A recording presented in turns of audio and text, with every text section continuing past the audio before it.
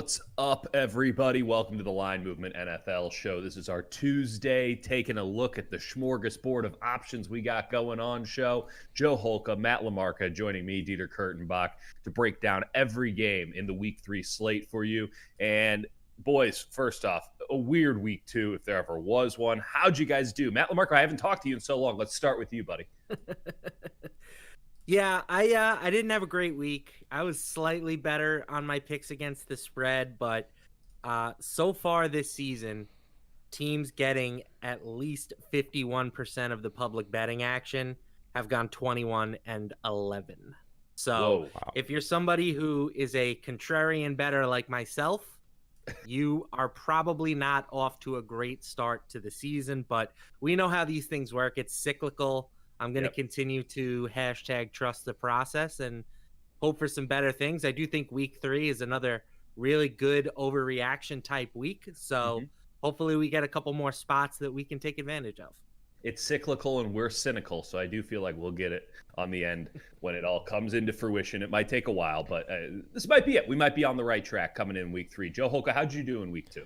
Had a pretty good week too, actually. Unfortunately, my studio didn't do so hot. I lost the Barkley and the McCaffrey jersey in one weekend, I guess. So that's not ideal. Joe Holka.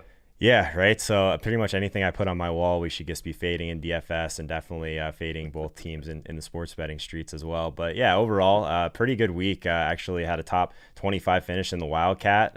So if anyone was watching our show on Sunday night, we were kind of sweating that. And then we had Michael Leone, friend of the show, but he's on our show on Sunday nights. He actually took down like 15K. My score was better than his, but he was just in a different contest with less people. So game selection, bankroll management, all that stuff.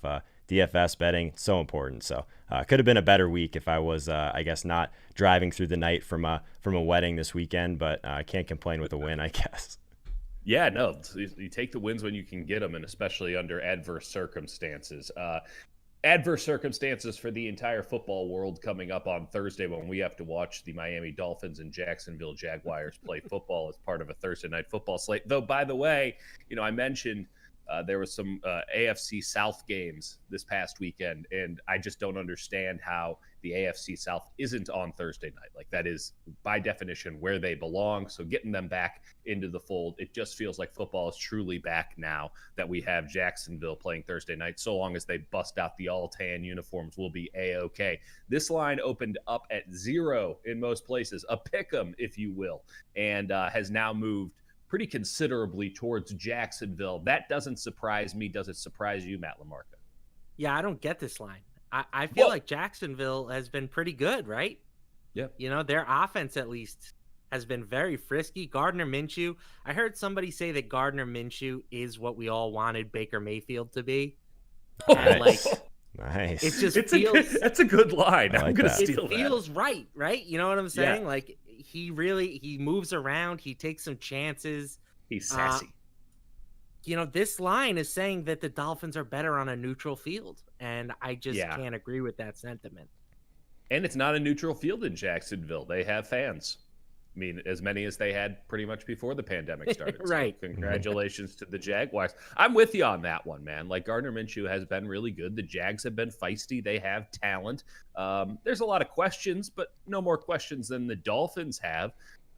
Is there any value here in going with Fitzmagic and the Dolphins in this game, Holka? I'll say this. I think the Dolphins did play a lot better, at least offensively, in week 2. But, I mean, they're still an 0-2 team with Ryan Fitzpatrick at quarterback. So I'm kind of with both of you guys on this one. I think, did we just bury the Jaguars a little bit too soon this year? Like, yes. I mean, let's look at a couple of things that they did, right? They decided not to draft like a veteran quarterback to kind of push Minshew a little bit. They also decided to show everyone that Leonard Fournette was expendable and just go with James Robinson. So a couple moves, I mean, so far at least, have paid off. I think the Jaguars win this one. I think they cover the spread on this, or at least I would imagine that line isn't going to remain a pick 'em all week. I saw -2.5 for the Dolphins, so I think that's a reasonable bet for the Jaguars in this spot. Yeah, listen, the Jags are 1-1, but they put up 30 points on Tennessee. They beat Indianapolis. We can say that those are overreactions, but ultimately, I think that reason.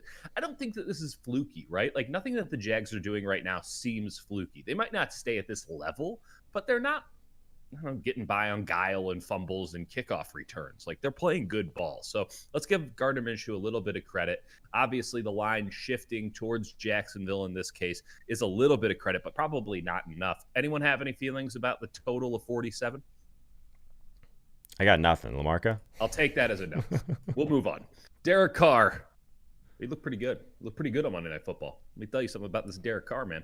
And then Cam Newton. Cam Newton has been absolutely fantastic for the Patriots. I don't know if the Patriots are a good team, but I know that Cam Newton's a pretty good quarterback, and he seems to be able to handle that offense A-okay so long as Julian Edelman can hold on to game-winning touchdowns.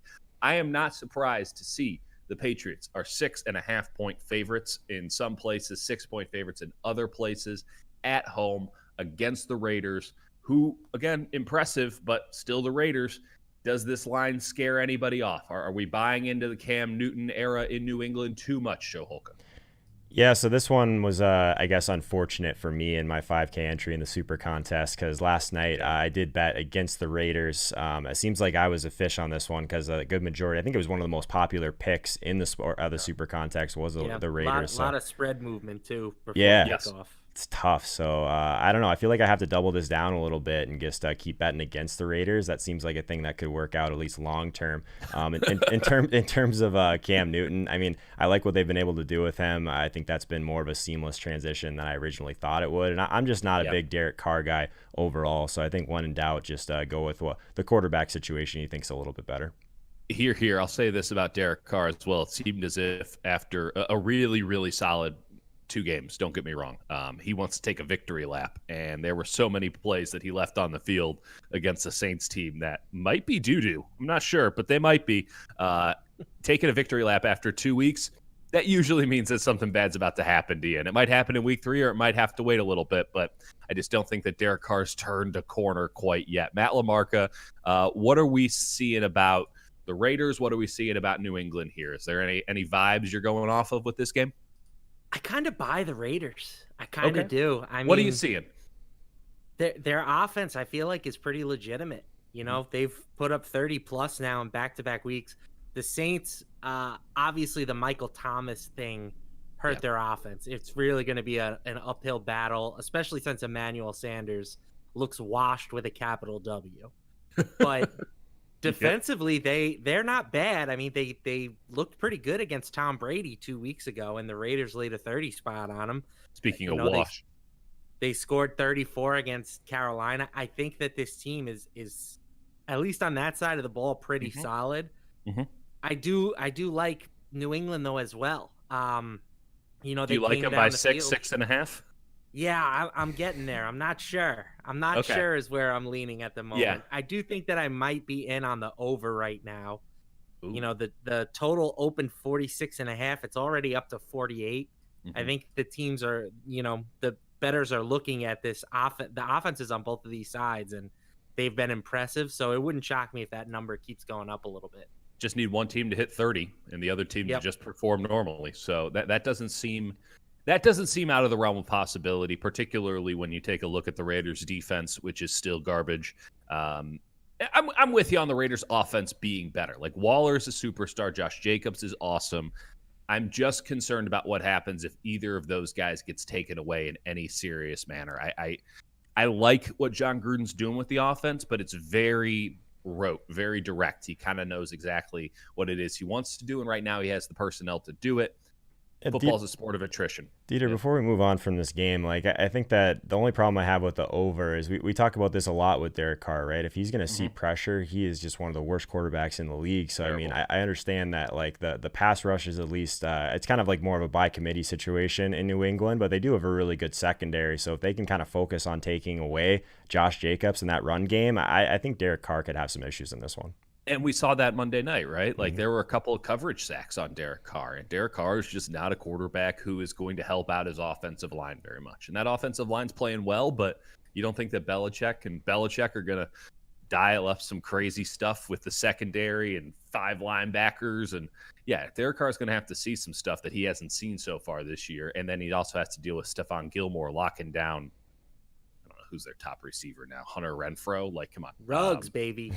Yeah. And listen, Ruggs got open a couple of times and Derek Carr didn't want to see him. So I, I I'm will with say you. I'm with you we with the know over defense. possibilities. Yeah. We know defense year to year is not particularly sticky, That's fair. and it wouldn't shock me if this Pats defense regresses. Like they obviously their Totally. secondary is very good, but they got torched this week. Yep. Russell Wilson lit them up like a Christmas tree, and I'm not trying to compare Derek Carr to Russell Wilson, Thank you. but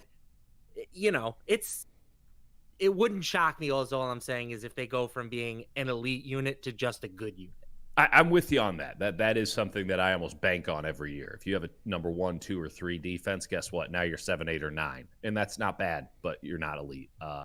But let's take into account how Russell Wilson carved him up. And yes, there were some good play calls and stuff like that, but he was just dropping dimes left and right. He's the man. He is so good. Here's a free bet. If you can get him to win the MVP at anything under like 5-1, just do it right now. Yeah, or anything better than 5-1, I should say. If they win that division, Russell Wilson is the MVP. And so I guess it's a question of how tough do you think the NFC West is? I think it's pretty tough, but I think he's pretty damn good. Let's stick with the NFC West. Let's go with the Rams, the resurgent Rams. We wrote them off, and they are back, right? Maybe. Who knows? Versus Joe Holka's Buffalo Bills because he loves Josh Allen so very much. Let's start with you, Joe Holka. Just take your victory lap on Josh Allen. Go ahead. You got the floor. It is only week 3 here, boys. I'm going to, I guess, take a step back Talk from that. about MVP. I'm very happy. MVP. I think I'd rather conversation. I agree with you. I guess this week the big decision for a lot of people is going to be Josh Allen versus Kyler Murray. Both of those guys just hot out of the gates. They give a lot on the ground as well. So I love both those guys. This spot in particular feels like a little bit of a stay away for me. Like I don't know what to do. I've got the Rams wrong both weeks so far. Right. So I'm trying to figure out exactly what this team is. I mean, they seem like they were relatively unfazed by that cross-country travel that we always talk about in Philly last week. So I don't know. I think that overall, yes, Josh Allen is red hot. I think this offense can do a lot of things, but we'll see what Jalen Ramsey can do in terms of Stephon Diggs and John Brown. I think it's a really interesting game. We're going to see Aaron Donald kind of get after Allen. We'll see how he does on those scramble, those design runs that have been doing so well so far. I think this will be a really fun game to watch. To bet, I'm a little bit more nervous.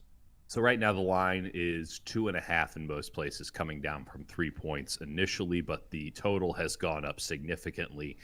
We're seeing it at 48 in some places. 2/3 of the money right now on spread, or 2/3 of the bets right now on spread are towards the Rams. Most of it's on the Rams money line. Most of it's on the over in this game, which is why we've seen the line move.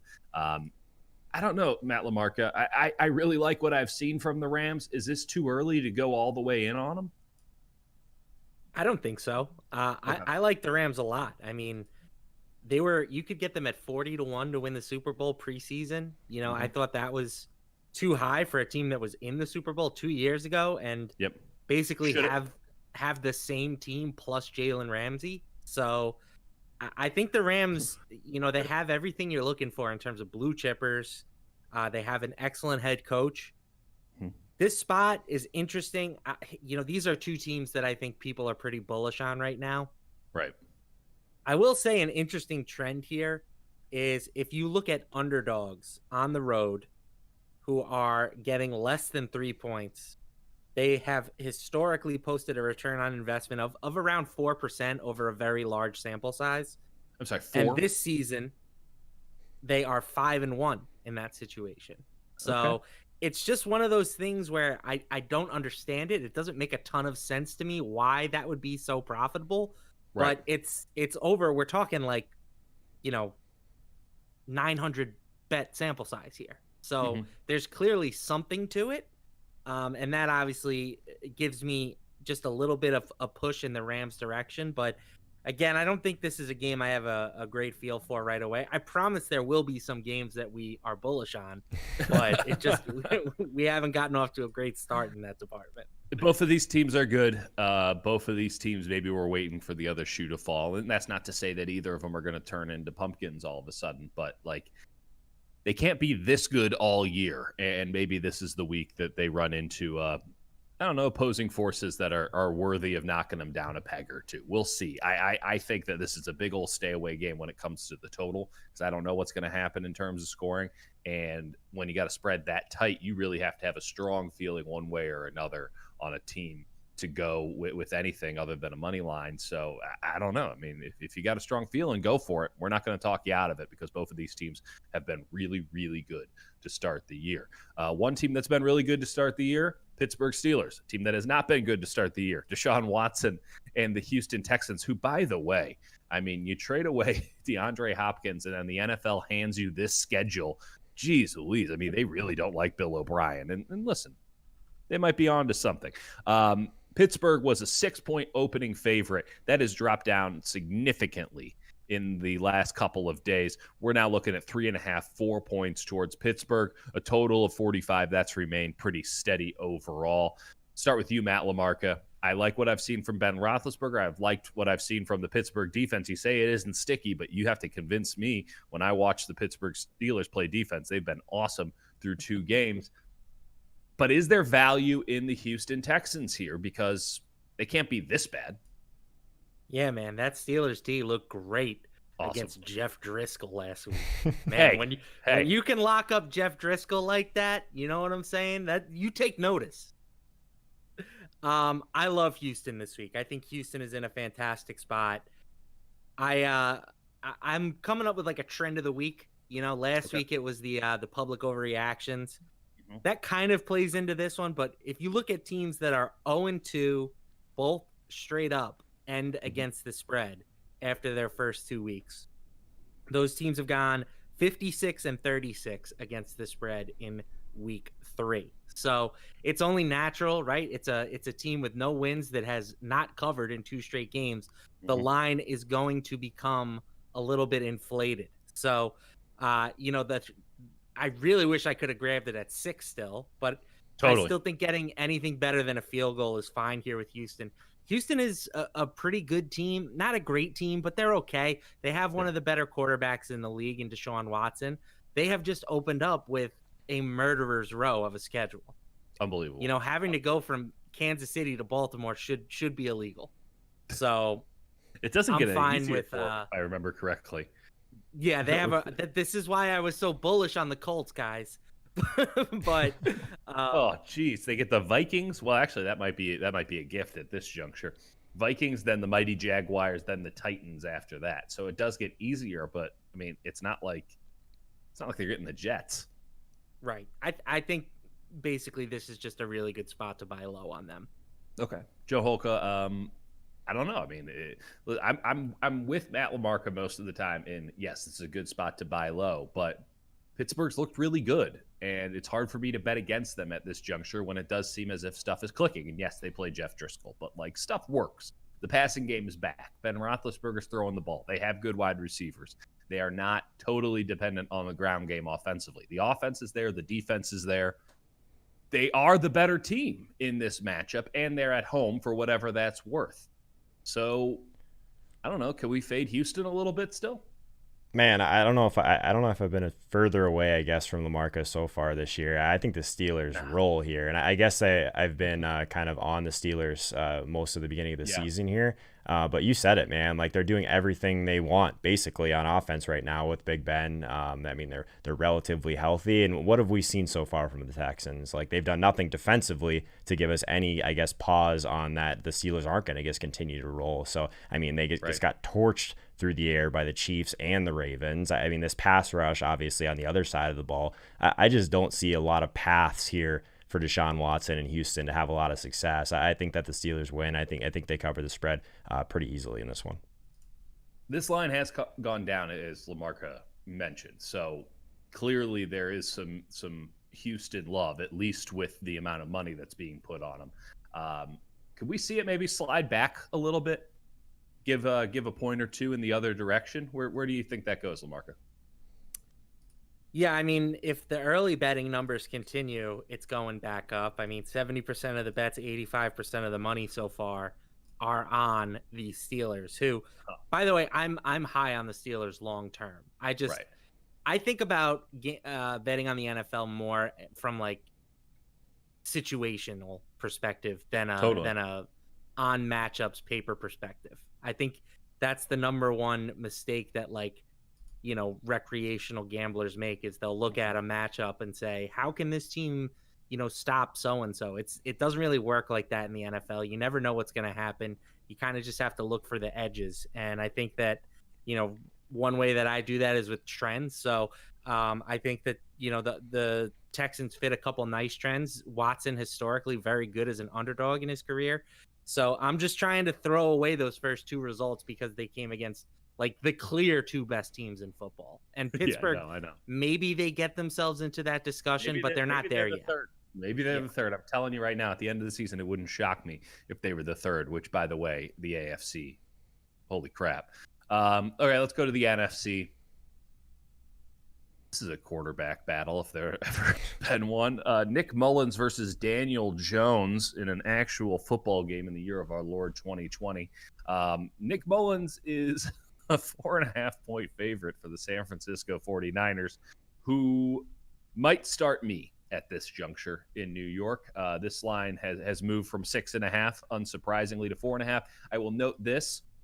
Jimmy Garoppolo might end up playing in this game. He has a high ankle sprain, but they might play him anyway. I don't know what that's actually worth at this point. Is a hobbled Jimmy Garoppolo worth more than a fully healthy Nick Mullins? I'd want to think that that's the case, but I can't guarantee it. The total on this game, unsurprisingly, for two offenses that are going to be anemic at best, because don't forget, the Giants don't have Saquon Barkley anymore, and they might be starting Devontae Freeman. That's if the 49ers don't get him first. Total in this game, 41 points. We're not going to spend much time on it. Anyone have any thoughts? We'll go with you, LaMarca. You're most proximate. My thoughts are that the two worst teams in football might play their home games at the same stadium. I really don't think this Giants team is good. I don't care if Nick Mullins starts at quarterback for the 49ers. Has Jimmy Garoppolo set the world on fire? Nicky Two Sticks is fine. I'm telling you right now, you might think that. You might think, oh, it can't be that much of a drop-off from Garoppolo. It's a big drop-off. And I'm with you that Garoppolo has not set the world on fire. It's a big drop-off. That's fair. I like Mullins. He's a good backup quarterback. But, yes. That dude can't throw it outside the numbers, literally. Garoppolo just doesn't want to. The whole thing with the turf is weird, Stupid. It's stupid. It's stupid. This is a tough one to handicap. I will say so far this season, West Coast teams playing at 1 p.m. on the East Coast, 2-0, perfect against the spread. So, again, we kind of talked about that edge being gone, and I think that it continues. Certainly I would not fade the 49ers in this spot, especially since they're staying here. They were just here, and they didn't go back to San Francisco. Right. So. Yeah, unlucky them. It's wonderful outside right now. Joe Holka, do you have any thoughts on this very, very sad game that I'm going to have to watch on Sunday? Can I just pass? Do I have to? Am I allowed to say? Am I allowed to say I don't know what's going to happen in this game? I have no idea. Here we go. We get to talk about another sad game: Tennessee Titans, Minnesota Vikings. Actually, the Titans aren't that sad of a team, but Kirk Cousins making it sad for all of us. A real buzzkill. This game opened at a pick'em. It has unsurprisingly gone towards Tennessee.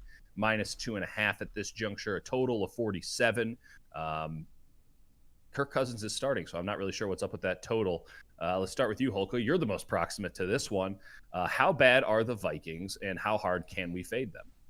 Yeah, I got some people in the stadium across the street that are going to be pretty upset that I say this, but I think the Vikings might be one of the worst teams in the league. I think it's that bad. I think their defense is horrendous. They really don't have any continuity whatsoever on offense right now either, with basically just two weapons. I think Dalvin Cook is a clear sell right now in season long pretty securely. I'm not going anywhere near him in DFS. I think that this is a spot that's really interesting overall because a week after everyone's on Tennessee, Derrick Henry just kills everyone's hopes and dreams in DFS. Who would have saw that one coming? A guy that doesn't catch passes. But I think that this is just such a weird game overall. I have a hard time backing the Vikings in this one. I think it'll be a close game. I don't see this game having a lot of points in it, though. So I think that if I'm on anything, it's probably the under here. We didn't talk enough about Kevin Stefanski leaving the Vikings this past offseason, and he's done a really nice job in Cleveland, just from my completely untrained eye, to be able to install that sort of Gary Kubiak offense, the way that he's been able to do it in Cleveland through a couple of games. Like, I can see the Browns, it's working. Listen, they got the Bengals last week. The Bengals are trash on defense. Like, I don't want to read too much into the Browns, and we'll talk about them in a moment. But, like, I like what I'm seeing, and I think throughout the season the Browns should get better. Gary Kubiak, the guy who everyone talks about as the innovator of that offense, the Mike Shanahan offense, the Kyle Shanahan offense, whatever you want to call it, he has just not done a good job as the offensive coordinator for the Vikings. Like, he's just slacking. I don't know what else to say. He can't get dudes open at the wide receiver position. He's just kind of running the ball into the back of the line and then expecting Kirk Cousins to make good plays. Like, that's bad coordinating. And I'm fading the Vikings really hard. I imagine Matt LaMarca is going to tell me to do something else. You know I'm on the Vikings this week. I've never met a bad team that I couldn't bet on. And how'd you do last week? It wasn't great. It wasn't great. My early season overreactions trend went just 2-5, which I was banking on at least 4-3 on that trend. I'm not a math guy, LaMarca. That doesn't sound so good. It seems like you want to keep the money instead of giving it away. Good. Listen, Blitz make your jokes, Mr. Jokey Joke Makers. I'm going to keep riding my trends. The Vikings are another one that fit that winless week 3 trend. And here's how that one's done over the past couple of years. Here we go. Last year, 4-1. Year before, 3-1. Year before, 4-0. And the year before that, 4-2. Okay, so you combine that with the fact that nobody's going to want to bet on the Vikings. Mm-hmm. I'm going to wait out. I'm going to hope that this line gets to 3. If I can get the Vikings as a home field dog getting at least a field goal, I'm fine with that. Tennessee has not impressed me. Fair. They had no business giving up 30 points to the Jaguars last week. Like, I was on the Titans. If you had told me they were going to score 33 points, I would have bet my entire mortgage on that. They should not. They're supposed to be a better defensive team. You know what I'm saying? So that's their thing. The Titans don't scare me right now. Offensively, yes, they're pretty good. Ryan Tannehill, it looks like it wasn't just a one-year thing. But then again, like, the Titans haven't really played anybody either. So we do not believe the Jags. We just pumped them up. Okay, but like we pumped them up as in saying they're not the worst team in football. They're still not a good That's team. Valid. So and now we're totally deflating the Vikings and saying they might be one of the worst teams in football. I'm definitely not there. The Vikings were a preseason favorite in the NFC North. Maybe that was not correct, but I think it's a stretch to go from a team that we expect to be a playoff team to now they're one of the 3 or 4 worst teams in the league. I need to see more than 2 games before I can make that reaction. I need to see the Minnesota Vikings, a team that predicates their success on defense, play a lick of defense before I start buying back into them. That's just my official stance. Everything you're saying, Matt LaMarca, makes sense, as it always does. The Vikings might be trash. And right now, I'm probably leaning 51. Right now, I'm leaning 51% trash. 49% not trash, 51% trash. That is a big jump from where we were a couple of weeks ago, because you're right. They were the favorites in a trash division that is the NFC North. This actually might be a sneaky good game, guys. The Washington football team and the Cleveland Browns. Who would have thought we would be saying that at this juncture? Browns 1-1. Washington football team 1-1. They got their butts kicked pretty hard by Arizona. Congratulations, Joe Holka. But I don't know. There's something about this game that tells me stay away. Cleveland is a 7.5-point favorite in some places. I'm seeing a touchdown in other spots. A total of 44. So that means there's a lot of disrespect going towards Dwayne Haskins. Maybe it's deserved. Maybe it's not. I'm seeing a big switch, right? Spread bets, mostly Cleveland. Money line, mostly Washington. I'm seeing a lot of plays on the over here. I don't know. I think I'm completely off of this one. Joe Holka, where do you stand? Are you buying in on Cleveland? Are you all aboard the Baker Mayfield bandwagon, or do we still need to see more from this guy? I don't know if I can say that I'm on the Cleveland bandwagon or anything like that, but I do think it's a pretty good spot overall. Like, we saw the Browns, like, they kind of found like what works, right? Like, just lean on the running game heavily with Nick Chubb and Kareem Hunt and see what happens. Maybe we get an occasional like decent play from Baker Mayfield along the way. I think that the way that they're going to be successful in this one is just by kind of wearing down this Washington defense with the run, so they can kind of keep that pass rush at bay a little bit. Like, that's the big concern, obviously. On the other side of it, I don't have a ton of confidence in a guy like Haskins still. I just don't think there's a lot of reliable options around him outside of Terry McLaurin. I mean, on the road in this spot, I still think it's the Browns for me. I'm seeing a -7 towards Washington, so I think this is a pretty nice spot to go after the Browns here. I can see this one being a popular bet, but I think this is one that we're going to have to get right from a fantasy perspective for sure. Matt LaMarca. Yeah, for me, the playing Washington is going to just be a simple equation all year. Like, is the team that they're playing dreadful on the offensive line? If the answer is yes, then you can play Washington. If the answer is no, then you probably shouldn't play Washington. So we're not playing Washington.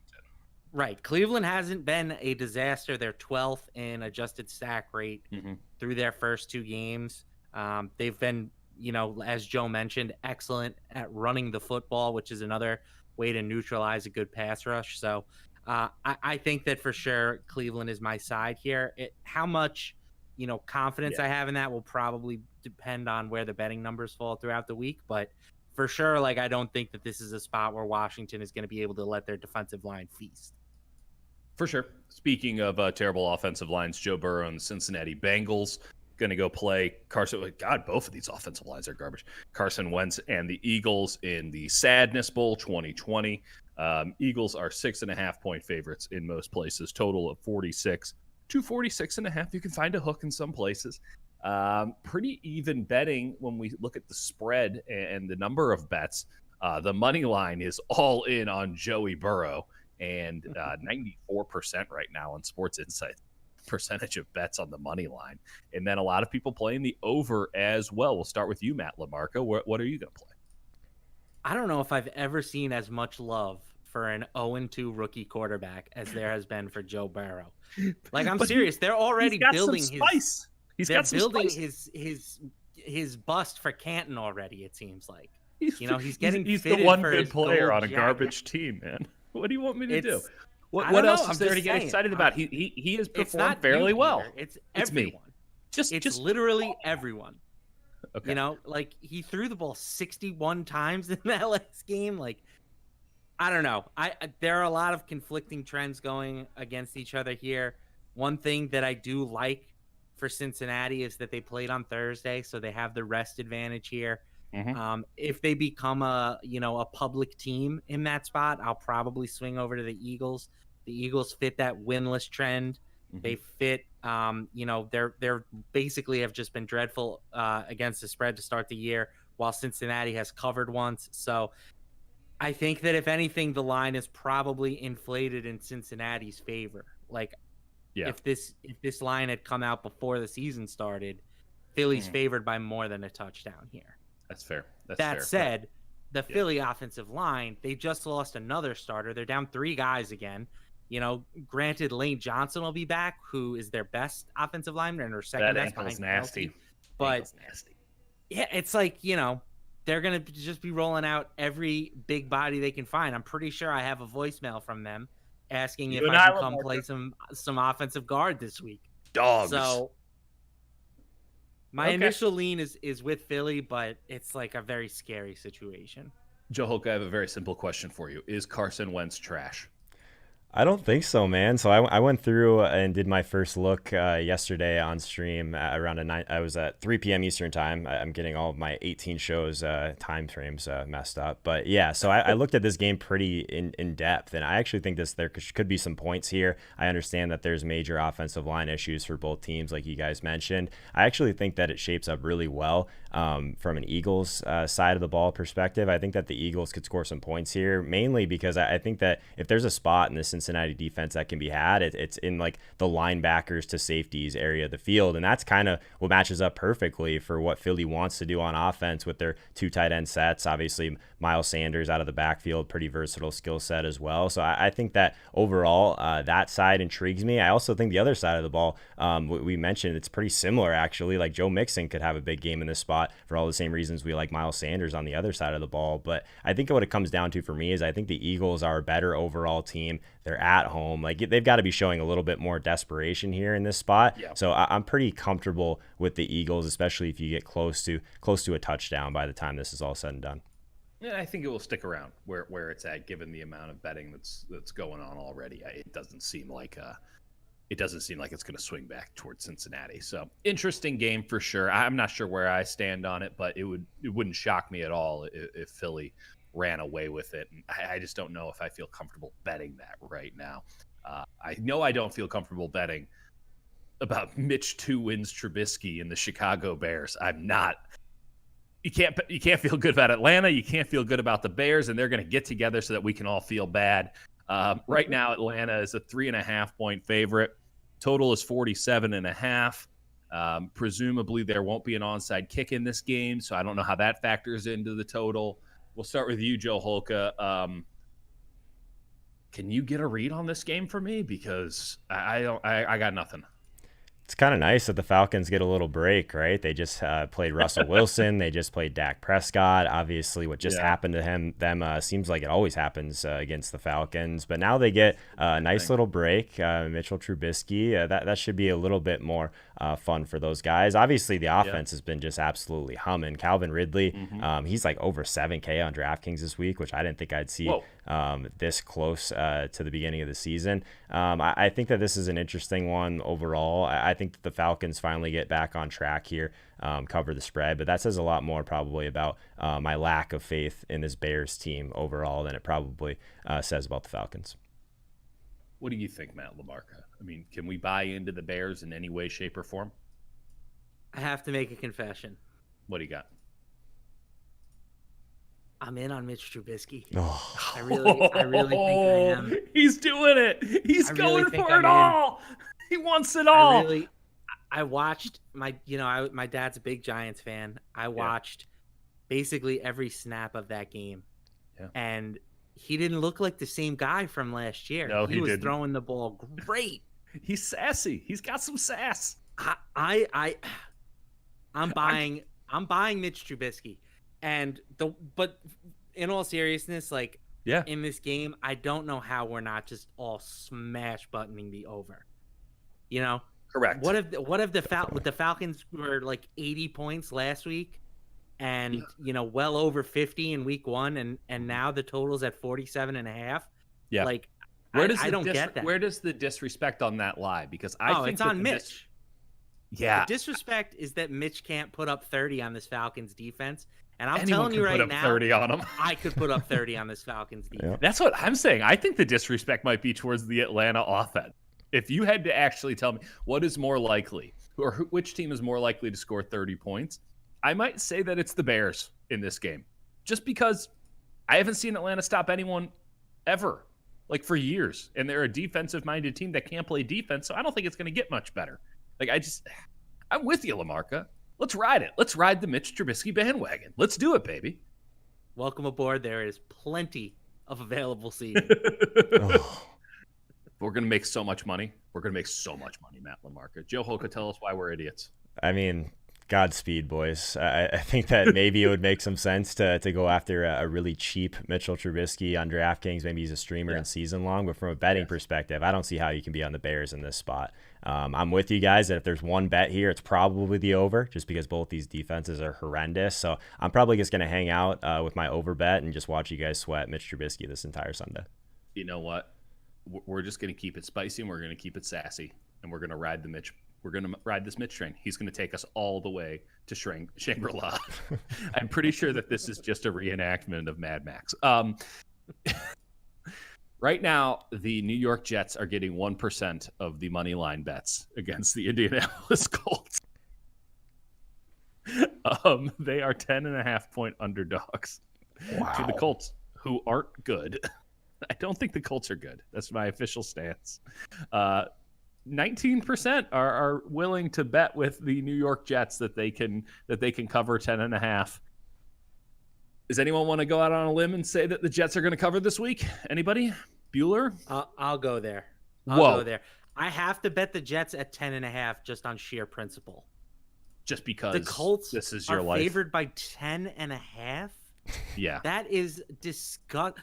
Phillip Rivers. I've watched mean a lot of football. Phillip Rivers should not be a starting quarterback right now. Oh, come Luckily, on. they're paying their backup. They're paying their backup $20 million, so they'll be fine. They should make him the starter. Jacoby Brissett should be back in that rotation. Phillip Rivers is dreadful, and now that he can't throw to Paris Campbell, like how many carries a game? I fear for the safety of Jonathan Taylor. Yeah, I agree. That guy is going to be run into the friggin' ground because that's the only thing that the Colts can do offensively. T.Y. Hilton has been invisible. Paris Campbell is now done. I know the Jets are bad. I really think they're the worst team in the league. They're so bad. 10.5 points to the Colts? No, they're so bad. They're so bad, dude. I mean, they first off, Matt, I do have to ask you, how is your Colts most wins bet looking right now? It's not great, but we got plenty of season left, boys.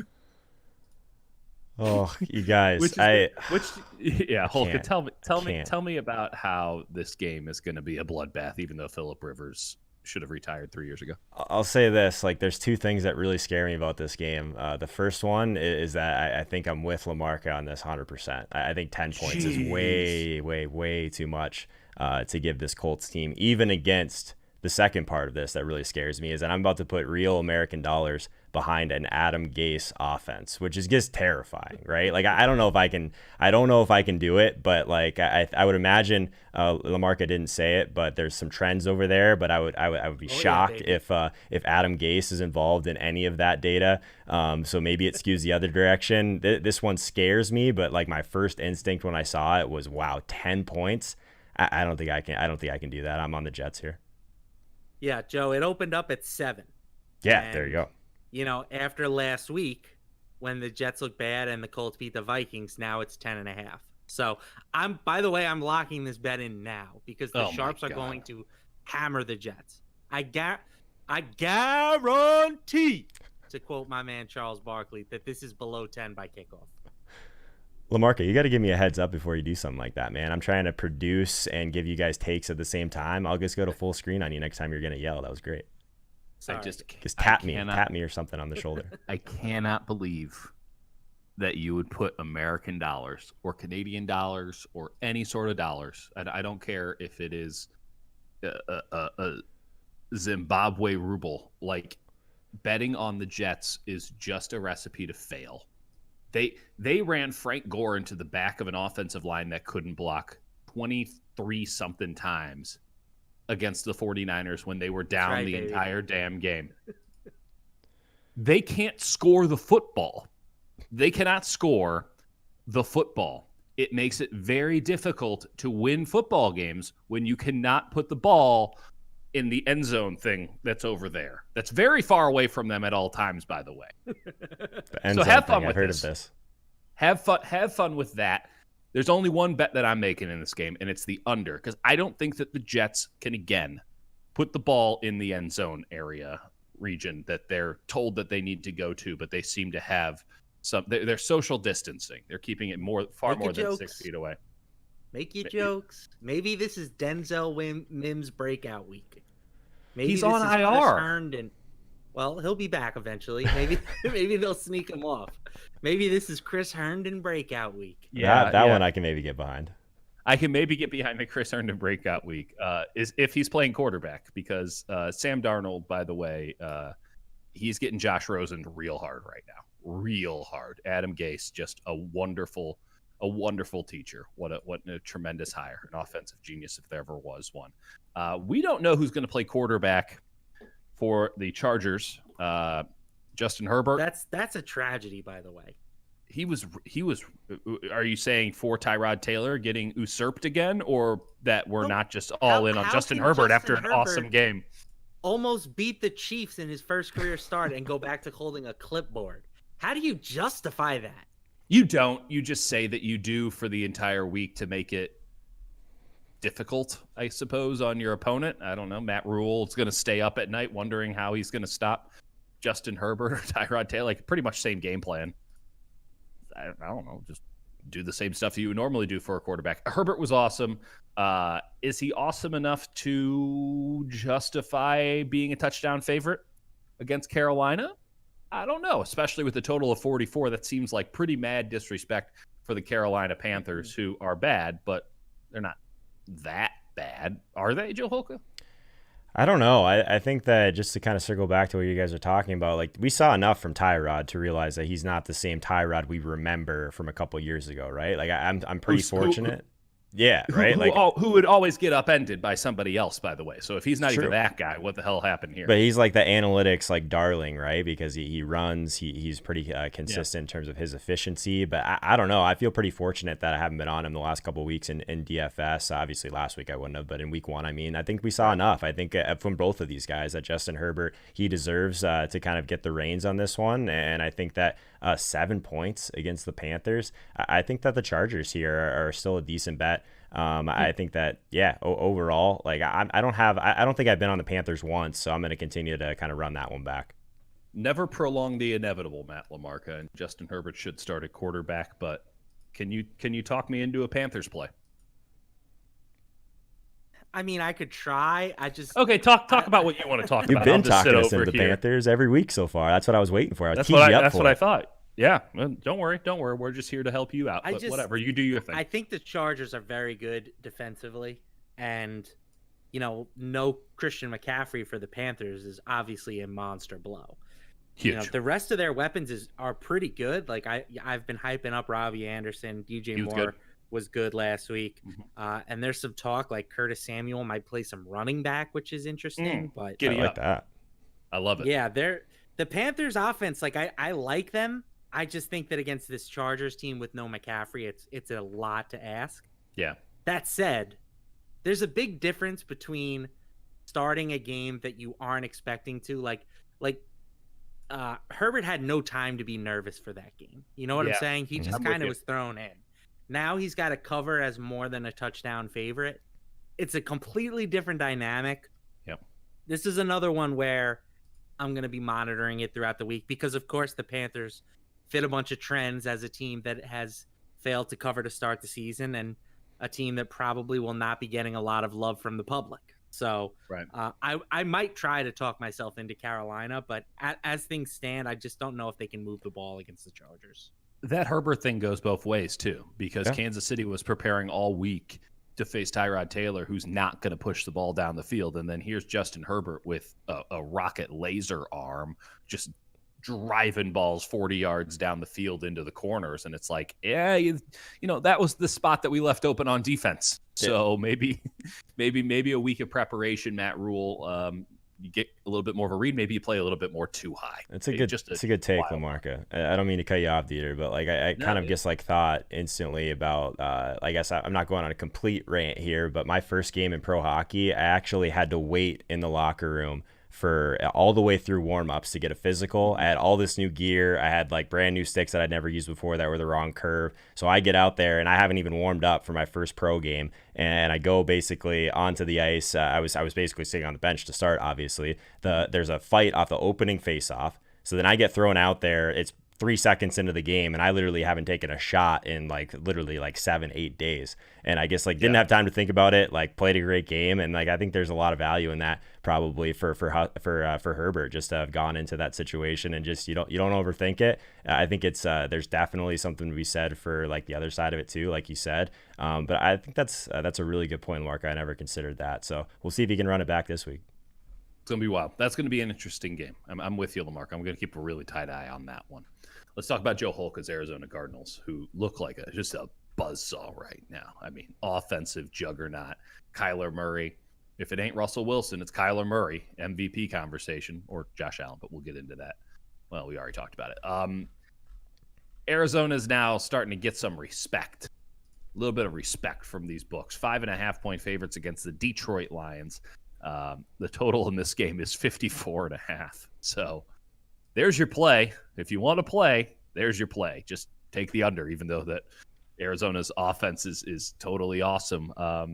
Take your victory lap, Joe Holka. Tell me why these Arizona Cardinals deserve all of this respect and a little bit more. No victory lap, but if anyone was here on Sunday morning, our show that we do every Sunday at 11 a.m. Eastern time, I think I picked the Cardinals at like minus 35, something like that. Wasn't that what I kind of thought that they would cover? It was getting close there. It was getting close. I thought I was feeling pretty good about that bet for a little while. Obviously, they only won by 15, but pretty clearly, if there's a victory lap to be had for me, it's always going to be with the Cardinals. Just this DeAndre Hopkins trade just looks better and better for my Cardinals every single week. So in terms of this spot, like I think that they're absolutely rolling right now. I'm not ready to say that they're like an NFC contender or anything, but we've talked about it. The NFC to me is a lot more wide open than the AFC for sure. So I think that it could be anyone that kind of makes a run here, but why not the Cardinals? I think that this division is pretty tough overall. But we've seen a lot from Kyler Murray take that next step. I think that they've got a lot of things to be proud of in these first couple of weeks. In this spot, overall, I'm going to keep hammering my Cardinals just from a fan's perspective. I think we all should probably say that on this show too. Bet on the teams you like. It's a lot more fun to cheer for your teams you like. I had a great Sunday. Also way more crippling when they lose, but that's not important. And you say, hey, why not the Arizona Cardinals? How about their defense? How about that being the reason not to go in on the Arizona Cardinals? Matt LaMarca, how do you feel about the total in this game? Because it's gone up 3.5 points since this one hit the board. And I don't know, this might be too spicy for my liking. Yeah, the total, I don't know, seems about right. I'm all in on the Cardinals. I'm with you. Yes. Maybe I haven't been as high on them as Joe has, but I certainly I love the Cardinals last week. And you say that they're starting to get some respect from the books. I feel like this line is still pretty disrespectful. Like, fair. They're saying that the Cardinals are 2.5 points better than the Lions on a neutral field. And from what I have seen, that is not the case. I have no idea how they're going to cover DeAndre Hopkins. This secondary has just been just decimated with injuries. Yep. They gave up 42 points to Aaron Rodgers last week, and I don't even think that the Green Bay offense is like that good. With you. So, fair enough. Yeah, I don't see how the Cardinals don't hang 35 plus on this team. And, like maybe that should push me towards the over, but I just feel much more comfortable taking them to win this game by at least 6 points. This is the best. LaMarca is counting his money that I've fed him to say that, but it was I appreciate it, man. Nice work. All right, we're all in on the Cardinals. Let's do it. Tom Brady, he is washed. No, he's playing Jeff Driscoll, so we don't need to spend too much time on this game. So we're not even going to really factor in the line, which is 6 points towards the Buccaneers. We're not going to factor in the total, which is 43.5, which seems fair given that Jeff Driscoll is starting for Denver. But is Tom Brady washed? We start with you, Joe Holka. I wouldn't say that he is washed. I would say that it's a little bit concerning that Leonard Fournette was the star in the last game and it wasn't Tom Brady again. I don't know. I think the story is always going to be that this Bucs defense, that's how far this team is going to go. It's how much this team can continue to prove itself on the other end. Maybe Tom Brady figures it out. Like, we forget that he was just in that very similar system for so long, right? So if it ends up being that it just takes him a little bit longer to get up to speed, I think that's something we probably should have saw coming a little bit, to be completely honest. Against this Buccaneers team, I think that Brady overall, at least historically, I hate looking at these from a different team, but he has had some pretty good outings against the Broncos in his career. So I think that the Bucs win this one. I think they cover the spread. This is a weird game. I don't think there's going to be a ton of points overall, but I do think that the Bucs are a decent bet. LaMarca, are you betting on Rocky Mountain High at all here? Yes, I think I am. I like Denver. I liked them a lot more before the rumor that they're bringing in Blake Bortles. That doesn't make me feel very warm inside. I would rather them go with Driscoll, who I know I kind of laughed at the beginning of the show, when you were hyping up the Steelers defense for their ability to stop Driscoll. But Driscoll didn't look terrible, playing in that spot. Is he better than Drew Lock? No. Is he that far off? No. So I have been thoroughly unimpressed by Tampa Bay. Agreed. Denver is a very tough place to play historically. I think that this spread is probably a couple points too high. This is saying that Tampa Bay would be favored by 12 if this game was in Tampa. That feels pretty egregious to me. I think maybe the Bucks would be, 8 to 10 point favorites in that situation. So we're definitely getting some spread value, I think, here. I like typically betting on teams with backup quarterbacks in there because the line gets over adjusted for that. Like you said, the difference between Driscoll and Locke is not that big, at least at this point in time. That says more about Locke than anything, but yeah. I agree. Yeah, I mean the injury to Cortland Sutton is not great. He's done for the year, I think, but this line just feels a little bit too high for a Tampa team that hasn't impressed me very much. Here's the thing, though. You then go in on Denver here, and Tampa decides that they figure it out this week. Like that threat looms, right? They're too talented to be this meh. I don't know if I'm there. Okay. I don't know if I think they're that talented. For sure, Gronk is done. We can stick a fork in him.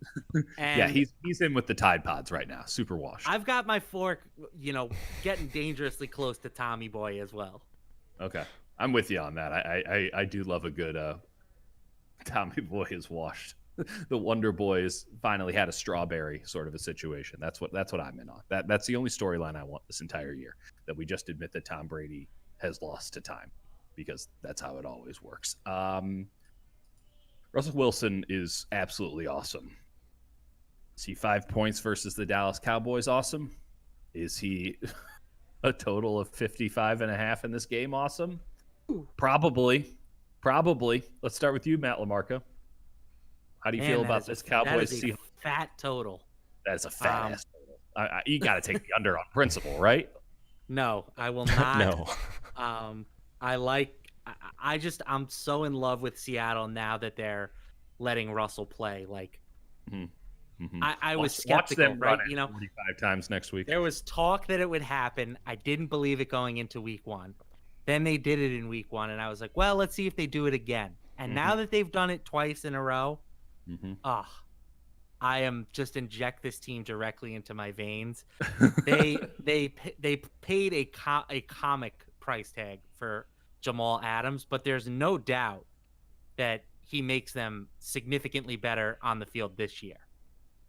So like, their defense is fine. Their offense has the potential to be one of the best in the league if they continue to let Russ play like this.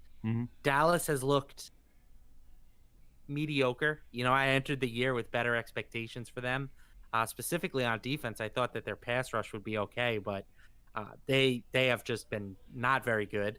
So I think I like Seattle here. Again, Dallas is going to be the team that fits the trends, but if Russ is really going to be, a 65% throw type of quarterback now, it's hard for me not to be interested in Seattle.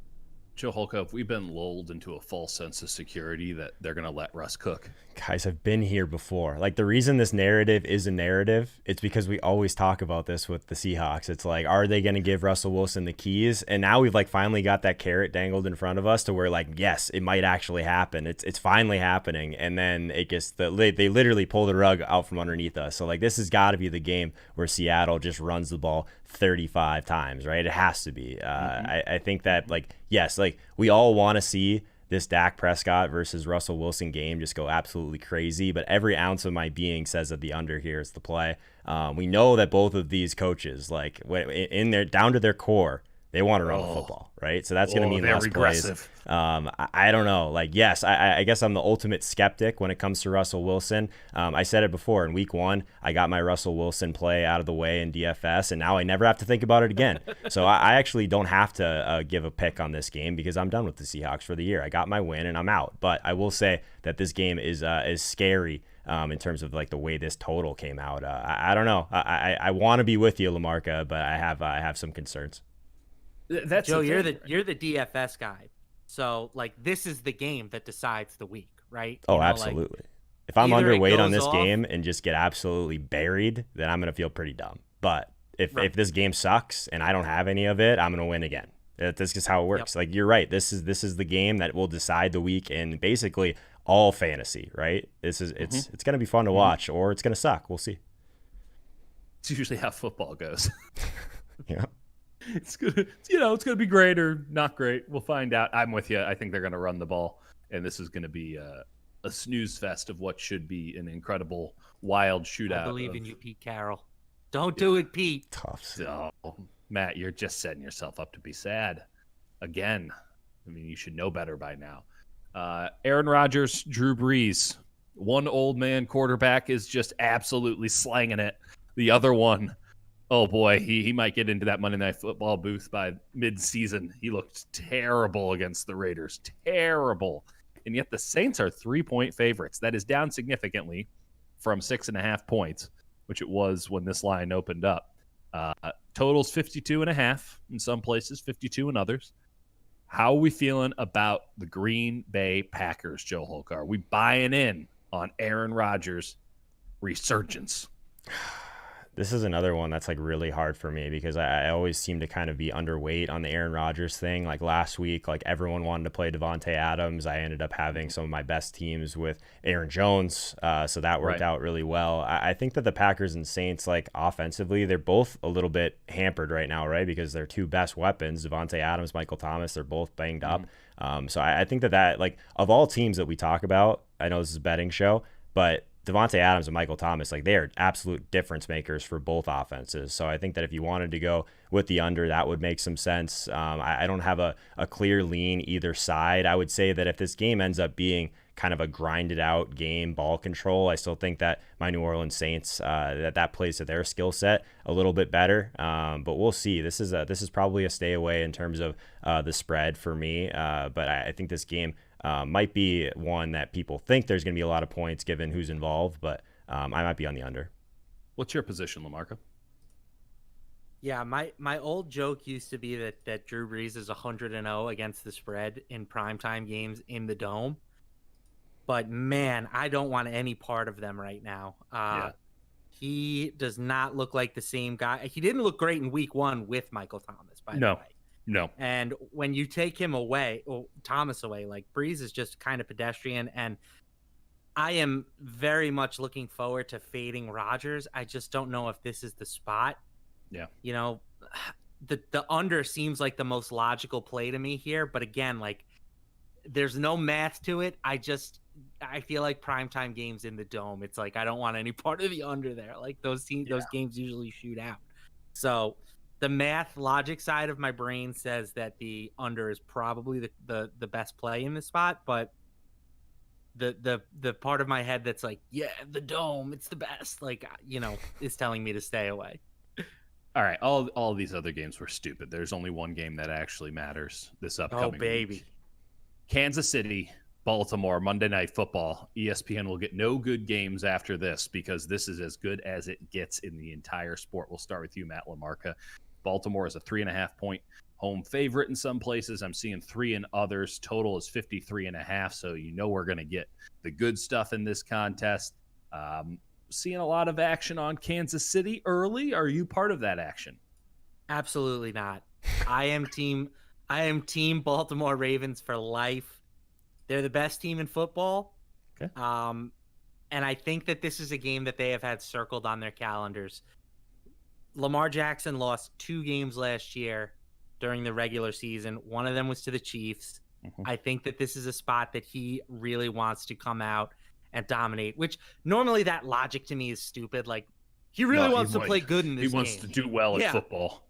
No crap, he wants to play good. I'm sure he tries to play good every game, but I do think that motivation in the NFL is a big thing, and I think that this is a spot where the Ravens are going to be extra motivated.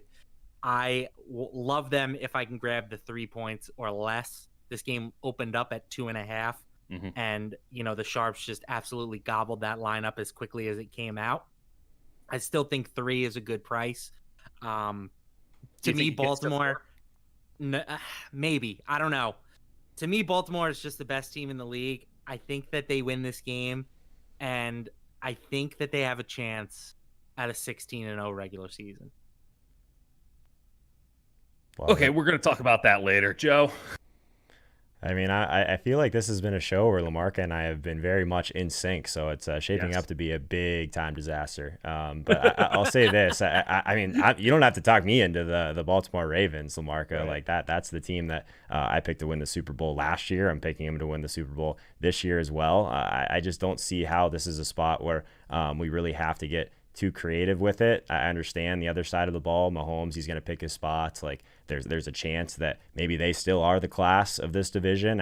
I think that my biggest, I guess, feather in the cap for the Ravens is that like the Chiefs have really struggled to stop the run, and this is just going to be, I mean, one of the best teams at running the ball, whether it's with Lamar, whether it's with their, I guess, smorgasbord of running backs. Yeah, right. So like, I think they're going to run the ball, control it, and I don't think this is one where I'm going to be too heavy on Chiefs overall. What would need to happen in this game? Obviously Mahomes, but who would need to step up in this game for Kansas City for them to win this contest? I think it has to be Clyde Edwards-Helaire, right? Maybe they kind of flip the script, and they are the ones that end up being the ball control team in this one. So I think that there's a lot of different ways that Kansas City could play it, obviously. But I still think that this is a spot where, like you said, I think the Ravens want to make a statement here, and I think they do. LaMarca, if I wanted to play the under, is that a smart move? Ball control for Baltimore. Kansas City might want to play that same sort of game. I don't know, 53.5. It's not aggressive, but I can see an under here. I could definitely see an over, but if you think that this is a spot where Lamar Jackson is going to have like 15 plus carries, which I think is definitely on the table, by the way.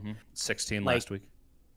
Then yeah, it becomes a ball controls type spot. Like the Chiefs offense obviously can score super quick, but you need to have the ball to score. And you know, like you said, the struggles against the run is not new. This has been a team that struggles against the run for the past couple of seasons. And I just don't see how they stop Lamar Jackson. Like this could be a 40-minute to 20-minute time of possession type of game. I'm not messing around with the total. I just want the Ravens, but I do hear your points, and I think that they are valid. I think that the underplay is here too because Kansas City seems to be more interested in a little dink and dunk by Patrick Mahomes standards, right? Like they're just not pushing it as downfield, and a lot of that is opposing defenses being like, please, for the love of God, just don't throw it over the top on us anymore. Like we just can't. We'll take all of the 15-yard underneath routes, which are crazy statement, but we'll take those all day. Just please stop burning us over the top. I imagine Baltimore, obviously an incredibly smart defense, that they'll probably do the same. So I just don't know if there's going to be that many possessions in this game, all things considered. That said, they still might go over 53. This is going to be a strange week. We're going to find out a lot about who's good, who's not, how good we are, how shitty we are, like all that. We're going to figure it out. But, you know, we got Holka. How many other shows do you have this week? Read through your, 52 lists of live streams here. So I'm live every Monday, Wednesday at 3 p.m. Eastern on my channel, the Joe Holka YouTube channel. And then I'm also live on Sunday mornings at 9:30 a.m. Eastern time. And I run that right into our show, Dieter, with Overzet at 11 a.m. Eastern time on the Line Movement channel. We have this show. We also have a Thursday night football show. So I don't know, what is that, 13, 14 shows a week, something like that? It's exhausting. Great times. That's what it is. Great times. That's why you guys keep calling me Sleepy Joe. So we'll see. It's week 3. Well, if I'm Sleepy Joe now, what am I in week 7? Broken. You're a broken person. LaMarca, what do you have coming up on the Line Movement site? Yeah, I'm going to be breaking down Game 4, Celtics Heat. If you are still interested in the basketballs, as I am. Yes. I will have my massive NFL Week 3 main slate betting breakdown. Last week's piece approached 7,000 words. After I updated with my Saturday thoughts. Sounds expensive. And then literally paid. And then I will have my my Monday night football betting breakdown too, which I didn't hit the game yesterday. I was on the under in that contest, but we did go 4-2 on player prop bets, so still a profitable day if you tail. Yeah, absolutely. All right, we'll do it again. We'll do it again soon. Peace.